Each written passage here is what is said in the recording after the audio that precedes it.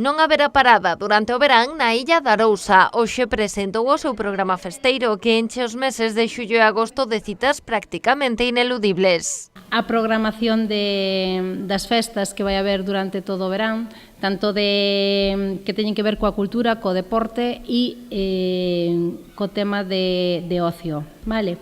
E o gastronómico, evidentemente. Teñen especial peso as citas gastronómicas que repiten fórmula, organizadas por entidades deportivas para recadar fondos. Son 5, a Festa da Navalla do 25 ao 28 de xullo, a do Mexillón do 2 ao 4 de agosto, a Festa dos Produtos do Mar do 9 ao 11 e do 15 ao 18, a da Ameixa Roxa do 23 ao 25 e a do Polvo, a fin de semana do 30 e 31 de agosto e 1 de setembro. En torno a 1.200 kilos de navalla e calculamos sobre 700 kilos de mexilón a vapor, aparte de outros complementos que haberá, como en todas as festas que organizamos. Temos organizado preparar o mexilón nas súas variedades, moitos platos distintos, acompañado de algún marisco máis que se precie, uns poucos pementos, unhas tortillas, croquetas.